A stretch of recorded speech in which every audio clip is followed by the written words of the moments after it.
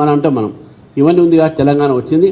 తెలంగాణ తీసుకురావడానికి 3 కారణాలు, 3 ప్రత్యేకమైనటువంటి యొక్క డిమాండ్: వీరు, నిధులు, నియామకాలు. ఈ మూడింటిపైన మనం ఆలోచిస్తాం.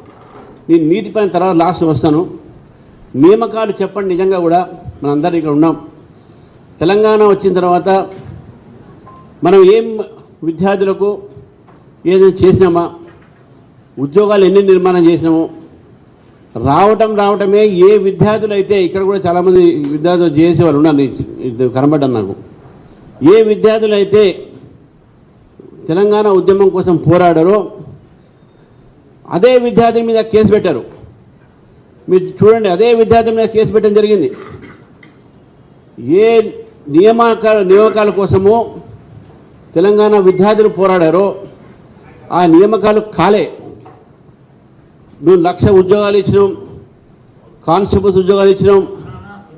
కానిస్టేబుల్ ఉద్యోగాల కోసం ఆ విద్యార్థులు నియామకం ఆ రోజు పోరాడింది.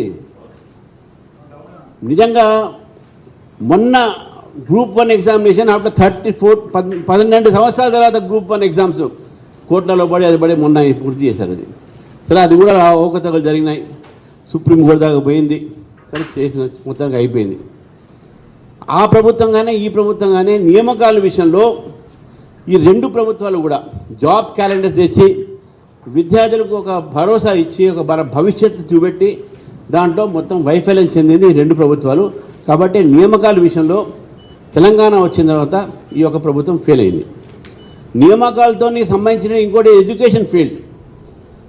గత ప్రభుత్వం 12-13 స్టేట్ యూనివర్సిటీస్కు దాదాపు 2.5 సంవత్సరాల దాకా వైస్ ఛాన్సలర్స్ లేరు దానికి. ఇప్పుడు కూడా అపాయింట్మెంటు కాంగ్రెస్ పార్టీ వచ్చిన తర్వాత అపాయింట్మెంట్ జరగలే.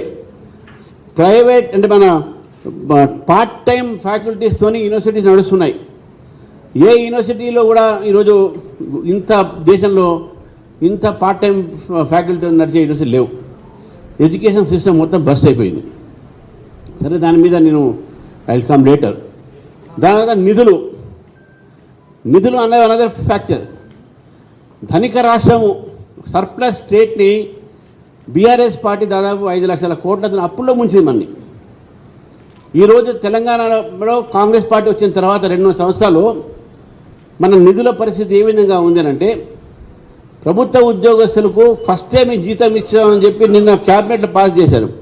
అంటే ఫస్ట్ నాడు జీతం ఇస్తాము క్యాబినెట్ పాస్ చేసిందంటే అంతకన్నా దురదృష్టం ఏంటండి? What is the reason? అంటే మొదటి